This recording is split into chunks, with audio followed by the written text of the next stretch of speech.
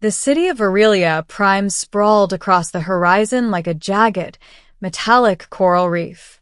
Towering spires reflected the violet suns above, and the hum of anti-gravity transports filled the air with a persistent, almost hypnotic drone.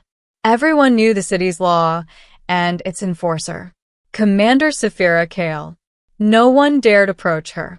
Not merchants, not diplomats, not even the Council of Elders themselves.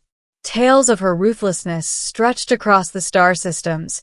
How she could dismantle a criminal syndicate with a single thought, how entire sectors bent to her authority without question, and how the shadows themselves seemed to obey her. To most, she was untouchable, almost inhuman. I was not supposed to meet her. I was a low-ranking historian, barely scraping by in the archives of Aurelia Prime. My days spent cataloging long-dead civilizations and my nights haunted by stories of her power. But fate, as it often does, had other plans. The encounter. I first saw Saphira in the central plaza, her figure framed by a cascade of neon lights and hovering holo displays.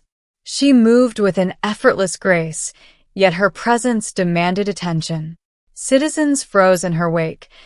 Even the city's guards averted their eyes. I felt my pulse quicken, not from fear alone, but from curiosity. What made her so terrifying and yet so mesmerizing?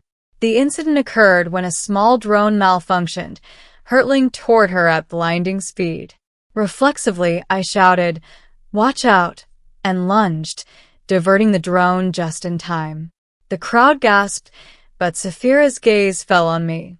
Her eyes were a piercing silver, cold yet intelligent, analyzing every detail of me in a single, unbroken stare. I braced myself for the punishment I thought was inevitable. But instead, something unexpected happened. "You're reckless," she said, her voice a low, metallic hum. "But there is courage in you." And that was it. No accusation, no anger. Something in her tones sparked a flicker of connection, as if the ice around her heart had just cracked. The first conversation. Days later, I found myself summoned to the Kale Citadel, the fortress that loomed above the city, like a crown of steel. To the surprise of everyone, I was allowed inside without interrogation. Saphira sat in the high chamber, her posture regal, her gaze sharp. "I want to understand you," she said abruptly. "Why do you live among these dead histories? Why not ambition, power, influence?" I hesitated. I study the past because it teaches us about the future. We forget too easily what we are capable of, good and bad. She tilted her head, the first hint of curiosity softening her austere expression. "And what does that say about you?" "I want to do something meaningful," I admitted, sensing that honesty might be my only shield. For a moment, she said nothing. Then, unexpectedly, she leaned forward. "You have a mind that does not bend to fear. That is rare. Most tremble before me. Most expect me to be merciless. Yet you," her lips quirked into the faintest smile, "you are genuine." A dangerous alliance. Over the following weeks, I became her chronicler, not officially, but by her personal decree. No one in the city believed I would survive close proximity to Saphira, and I often caught whispers of the fool who lives among shadows. The turning point came during a political uprising in the northern sectors. Rebel forces, equipped with cloaked plasma weapons, had begun striking trade routes. Everyone advised caution. Everyone, that is, except Saphira. "You will come with me," she said, her tone commanding. "If we do this, do it together." The rebels had fortified their position inside the abandoned megastructures of Sector 47. Our approach was silent, the city's night a dark canvas. The moment the rebels saw Saphira, their fear was palpable, machines jammed, weapons misfired, and the entire battalion faltered. I, however, was not intimidated. I walked beside her, and in a moment of audacity, I whispered, "Your power, it's inspiring, not just terrifying." Saphira glanced at me, one eyebrow raised, and for the first time, I saw genuine surprise. "Inspiring," she echoed. The rebels, noticing nothing, panicked further, fleeing into the shadows. With a calm sweep of her hand, she disabled their remaining defenses. Sector 47 was secured without a single casualty. It was the first time she ever allowed someone to see her not as an untouchable enforcer, but as a person. And I realized something profound. Fear had kept everyone away, but a simple acknowledgement, respect, even admiration, had reached her in a way no threat ever could. The transformation.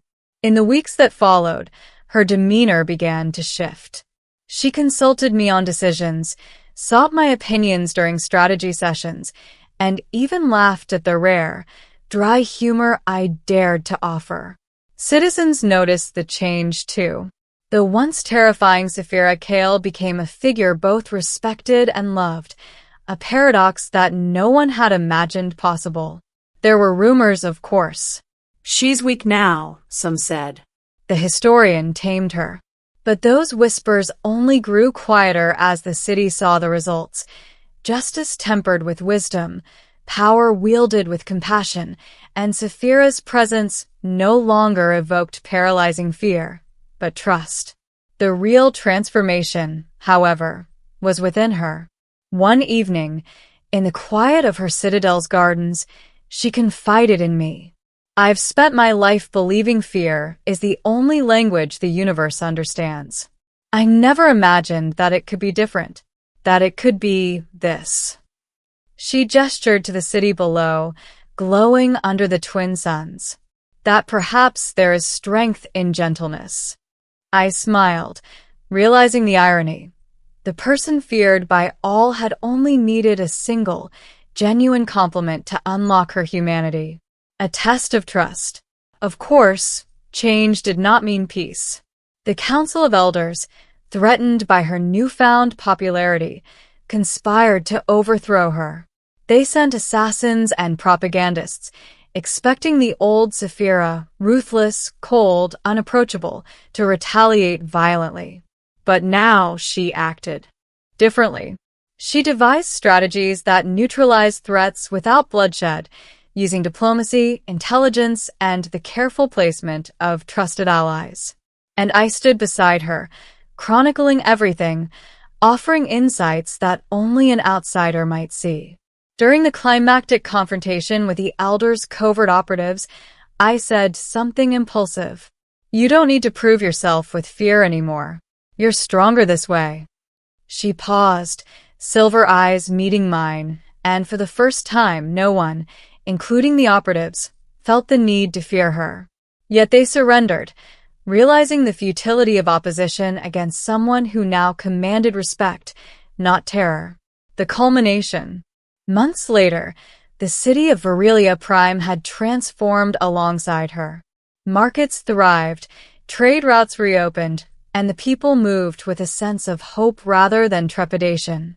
Saphira Kale walked among them, no longer a spectral enforcer, but a guardian, approachable yet commanding, a leader who had mastered the delicate balance of power and empathy.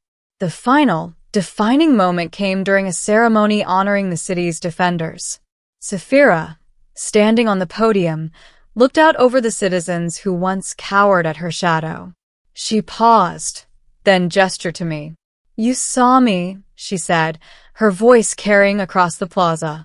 "Not as a commander, not as a weapon, not as a myth, but as a person. You reminded me that even the feared can be understood. Even the powerful can be gentle. For that, I am grateful." The crowd erupted in applause, not for me, not even for her, but for the transformation they had witnessed. The ending. Later that night, in the quiet of the Citadel's observatory, Saphira turned to me with an almost shy smile. "Do you know what is strange?" she asked. "What?" I replied, leaning against the railing as we watched the twin suns set. that the thing that changed everything was not my power, nor my reputation, nor my fear. It was a single simple compliment. I chuckled softly. Sometimes that's all it takes, to be seen for who you really are. She studied me, her silver eyes softer than ever. Then let us see what else can be changed. Not through fear, not through force, but through understanding. And for the first time in her life, Commander Saphira Kale was free. Free to be feared no longer, free to be admired and loved, free to walk among the stars with someone who had dared to speak a kind word at the right moment. The city below glimmered like a promise, a testament to what happens when courage meets compassion, and how a single, genuine acknowledgement can alter the course of an empire.